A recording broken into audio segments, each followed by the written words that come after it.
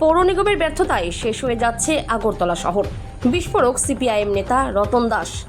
BJP পরিচালিত আগরতলা পৌর নিগমের 4.5 বছরে চরম ব্যর্থতার বিরুদ্ধে একরাশ ক্ষোভ উগরে দিলেন সিপিআইএম ত্রিপুরা পশ্চিম জেলা সম্পাদক রতন দাস। শনিবার আগরতলা 7 রামনগর সিপিআইএম পশ্চিম ত্রিপুরা জেলা কমিটির উদ্যোগে এলাকার একাধিক জ্বলন্ত নাগরিক সমস্যা নিয়ে একটি বিশাল প্রতিবাদী মিছিল ও সভার আয়োজন করা হয়। মিছিল শেষে আয়োজিত সভায় বক্তব্য রাখতে গিয়ে সিপিআইএম পশ্চিম ত্রিপুরা জেলা কমিটির সম্পাদক রতন দাস কি বলছেন শুনে নেব। ত্রিপুরা থেকে বিক্রম কর্মকারের রিপোর্ট, বিগ নিউজ বাংলা। অতিক্রম করছে সরকার এবং পৌর নিগম আগরতলা শহরটাকে কি করে রেখেছে, রামনগর তার বাইরে না। আপনারা জানেন যে স্মার্ট সিটি, এই স্মার্ট সিটির নির্মাণের কাজ তারা করবেন হইচই করে ঘোষণা করেছিলেন। কাজ হচ্ছে, অভিজ্ঞতা কি, এই কাজ মানুষের কাছে যন্ত্রণার কারণ হয়ে দাঁড়িয়েছে।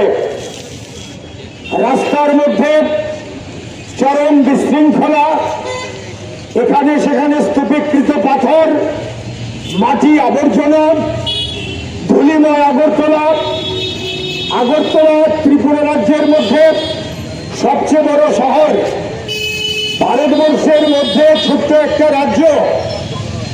এই রাজ্যের রাজধানী, ত্রিপুরার রাজধানী আগরতলা বামফ্রন্ট সরকারের সময় আপনারা দেখেছেন একটা নিট অ্যান্ড ক্লিন সিটি ছিল, কিন্তু গত 8 বছর আগরতলাটাকে প্রায় ডাস্টবিনে পরিণত করেছে এরা।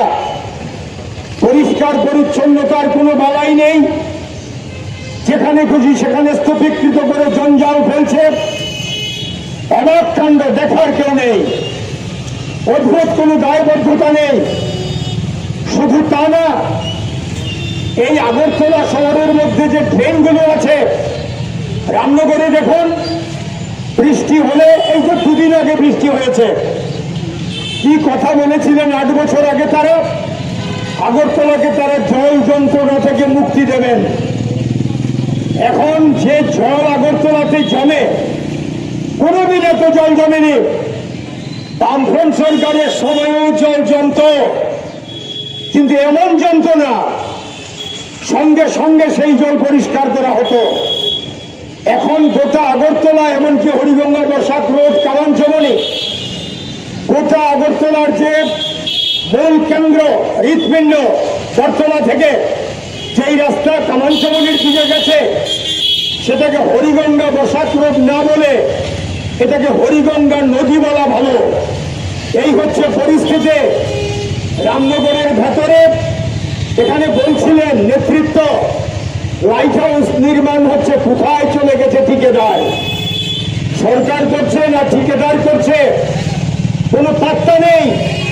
জাতীয় সড়কের কাজ শুরু করেছিল, লন্ড ভন্ড কাণ্ড, কোথায় চলে গেছে ঠিকাদার? খবর নেই।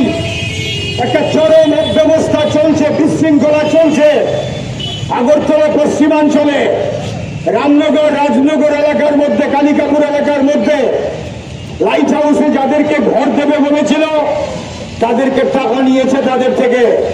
গরিব মানুষ আজ পর্যন্ত সেই টাকা ব্যাংকে রাখলে তারা সুদ পেতেন, সেই টাকা নিয়ে এই টাকা প্রায় তারা মেরে দিচ্ছেন, ঘর দিচ্ছে না। আর যে মানুষগুলিকে তারা উৎখাত করেছেন জাতীয় সড়ক করবেন বলে, তাদেরকে পুনর্বার